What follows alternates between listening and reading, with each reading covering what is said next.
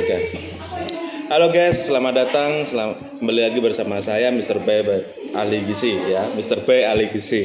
Oke, saat ini kita akan mengadakan podcast kecil-kecilan nggih. Wah, katanya podcast kecil-kecilan ya. Kita nanti ngobrol santai seputar tumbuh kembang balita. Nggih, di samping saya ini adalah Chandra, teman perawat ya. Dia perawat desa di salah satu desa binaan Puskesmas tempat saya bekerja. Jadi video ini dibuat setelah jam istirahat.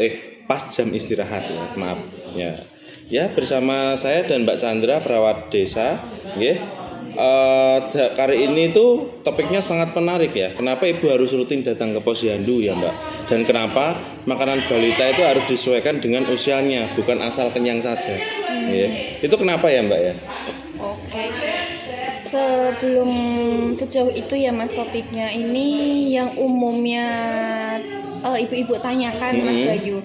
Sebenarnya itu posyandu itu ibu-ibu itu wajib nggak sih Mas datang bawa anak-anaknya itu? Ya. Itu wajib apa enggak ya kira-kira? Kalau di posyandu untuk anak balita maupun baruta itu sangat wajib sekali. Karena apa? Kita di dalam posyandu ini kita bisa mengukur tinggi badan, berat badan anak, mengecek status gizi anak juga. Jadi kita memantau melalui buku pink yang ibu balita bawa ke posyandu itu. Selain itu nanti kalau kita temukan ada masalah gizi pada balita yang memiliki masalah gizi kayak gizi kurang, gizi buruk maupun stunting, itu biasanya langsung dikonsulkan ke saya sama bidan desanya. Seperti itu. Jadi ini penting banget. Nah, saya heran lagi itu kalau ada orang tua yang alasan terus, anakku gak masuk ke posyandu, lungo, turu kok, gak mau bangunin nanti tidak nangis. Kayak gitu yang sangat saya sayangkan sekali. Jadi ibaratnya itu cek poinnya kesehatan anak setiap bulan itu ya di posyandu itu. Nah, gitu. Kadang kan itu Mas, mereka itu lebih kadang tuh di daerahku itu ya ibu-ibunya milih buat ini loh Mbak, udah tak timbang sendiri di rumah, udah punya timbangan gitu loh. Nah, menurut Mas Bayu itu ya selaku ahli gizi, kayak gitu kira-kira yang ada di posyandu itu apa hanya timbangan toh, apa kita perlu konsul yang lainnya gitu. Soalnya kok kadang pada ngeyel ya Mas ya, kayak gitu tuh susah gitu loh. Oke. Jadi selama pengawasan saya di lapangan itu ke posyandu itu tidak hanya menimbang sama mengukur tinggi badan anak saja ya, atau balita ya. Jadi kalau asal ukur posisinya nggak pas, nggak sesuai SOP, contohnya nih ngukur tinggi badan, nah kakinya nggak lurus, nggak mepet, nggak bentuk V, lututnya nekuk, kepalanya nggak tegak, punggungnya bungkuk, langsung ditarik, nah itu untuk tinggi badannya dia atau panjang badannya dia akan berkurang. Kayak gitu. Kadang anak 2 tahun ke bawah ditimbangnya tinggi badannya menggunakan yang berdiri, bukan yang tidur ya. Kayak gitu itu ada rumusnya pengurangannya. Jadi saya rasa itu ibu-ibu itu harus sabar. Kalau niatan ke posyandu ya udah dipegang kader, ibu sabar ngambil nomor antrian. Nanti yang nimbang adalah kader-kader yang sudah terlatih. Untuk apa? Untuk meminimalisir kesalahan dalam hal penimbangan berat badan maupun tinggi badan atau panjang badannya itu tadi. Kayak gitu. Memang ya Mas ya, kalau nggak di itu aku juga setuju sih sama Mas Bayu. Soalnya kenapa kadang tuh sering tak tekankan ke ibu-ibu, ayolah datang ke posyandu. Kenapa? Karena kalau terlambat nanti kalau anaknya udah ketahuan stunting kan gimana ya Mas? Kalau stunting kan susah ya Mas, susah banget.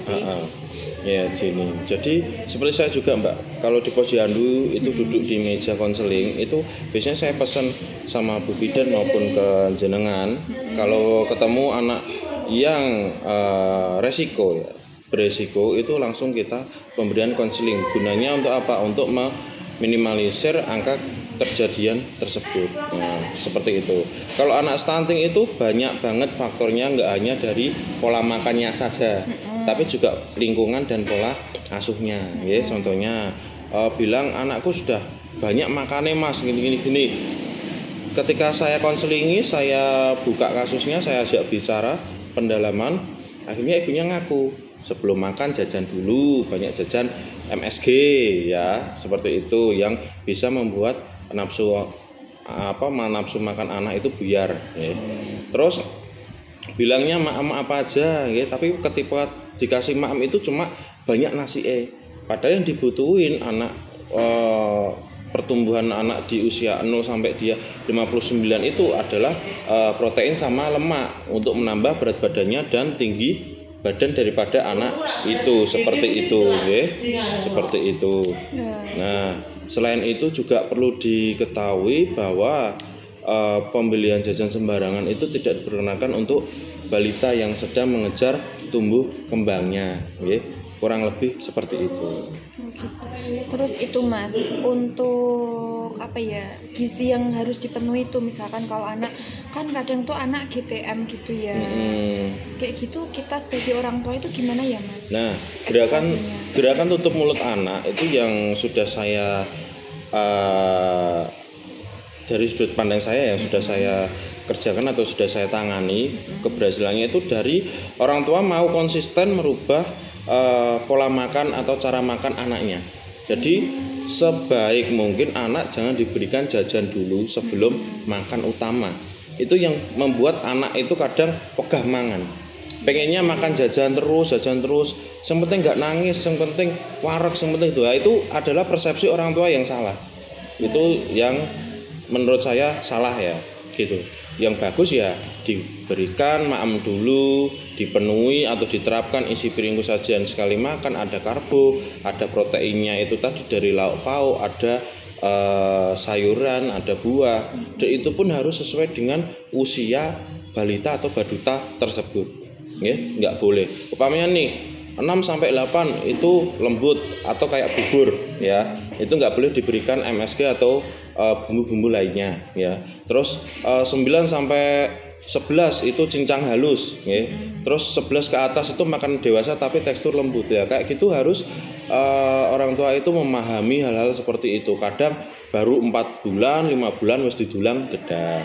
Ya, kayak gitu. Jadi gimana ya, untuk mengejar tumbuh kembang anak itu sebenarnya saat dari dia lahir diberikan ASI eksklusif, terus diberikan MPASI yang sesuai yang ada di buku pink itu, contohnya udah ada sampai dia usia 2 tahun lebih ya. Seperti itu sebenarnya di buku pink itu ada itu ya Mas ya, kalau mau membaca itu sebenarnya udah ada ya Mas. Iya, udah ada di buku pink itu banyak banget ya. Di sana itu ada yang untuk anak itu ada dia usia 6 sampai 59.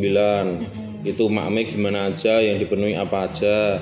Selain itu juga ada juga untuk ibu hamil ya. Itu cara menyusui yang benar gimana. Pokoknya lengkap banget isinya buku pink itu. Lah, jeleknya di sini buku pink itu cuma dibawa di posyandu tapi nggak dibaca sama keluarga. Ya di situ. Nah, makanya saya tekankan kalau saya datang ke posyandu, ibu-ibu tak suruh baca buku pink itu. Juga untuk mengontrol status gizi anaknya. Jadi ibu nggak hanya pasrah ke kader sama bidan maupun saya sebagai ahli gizi, tapi ibu juga tahu ini loh, anakku grafiknya sesuai KMS itu naik apa turun. Jadi bisa memantau. Jadi orang tua itu bisa refleksi diri lah. Anakku kok berat badannya nggak naik, kenapa? Anakku kok bisa masuk stunting, kenapa? Anakku kok bisa masuk gizi buruk, kenapa? Jadi pengen saya itu seperti itu, tapi selama ini saya berusaha seperti itu tuh di lapangan itu susah. Ya, kayak gitu. Berarti gini ya Mas, intinya ya, berarti posyandu itu bukan sekedar buat ibu-ibu datang terus timbang anaknya, tapi kan dari posyandu itu berarti kan ibu-ibunya itu jadi tahu ya tumbuh kembang anaknya itu sebenarnya ini bagus nggak ya, ini ada di bawah tanda, kan kadang di buku kuning ada ya Mas grafiknya itu ya, ada grafiknya, ada grafik KMS-nya normal itu toh. Nggak, itu apa di bawah KMS-nya itu, apa di atasnya itu kan kita nggak tahu ya, nggak datang ke posyandu itu. Terus juga kan di posyandu itu berarti kan mereka bisa konsul dengan apa ya, menurut aku dengan puas sih, karena kan gratis loh itu. Lah ya, nggak bayar loh. Makanya itu kan eman-eman ya kalau nggak di eman banget itu. Pokoknya memanfaatkan posyandu itu exactly banget deh. Pokoknya posyandu itu bukan hanya formalitas ya kayak gitu, tapi investasi masa depan untuk anaknya ya. Jadi jangan nunggu anaknya itu kena masalah gizi atau gangguan gizi baru panik Anakku ini periksa ke sana kemari, diberikan suplemen yang belum jelas latar belakangnya dengan klaim yang sangat menarik. Jangan coba-coba untuk anak. Yeah. Harus didengarkan sih ini. Iya. Semoga ibu-ibunya sih lihat sih podcastnya Mas Bayu edukasi tentang posyandu ini, karena posyandu itu bukan hanya sekedar menimbang ya ibu-ibu, karena kita itu juga perlu pemantauan khusus juga, apalagi anak-anak sekarang itu rawan banget ya Mas, apalagi tuh di zaman sekarang itu apalagi banyak makanan yang banyak mengandung micin, itu juga pengaruhnya besar banget. Kalau nggak kita pantau, terus siapa lagi gitu loh. Kalau mau ke rumah sakit ya mahal. Kan nggak semua orang itu ekonominya di atas rata-rata gitulah ya. Jadi kalau ada posyandu di desanya kalian ya ayolah datanglah. Nah, iya, karena jangan sampai anak kita sehat cuma kelihatannya aja, okay? Banyak anakku gemuk tapi stunting, anakku tinggi tapi gizinya kurang. Nah, seperti itu nggih. Jadi anak stunting itu tidak hanya gizinya kurang aja, tapi juga kadang obesitas dengan stunting ada nggih. Kurang lebih seperti itu. Dan datang ke posyandu itu untuk memonitoring ya. Jadi jangan sungkan untuk konseling ke petugas kesehatannya. Oke, nanti kalau dirasa kurang membaik dan membutuhkan pertolongan yang lebih lanjut, pasti akan diarahkan ke puskesmas. Setelah itu puskesmas diperiksa, akan diarahkan ke dokter spesialisnya. Seperti itu. Kurang lebih seperti itu.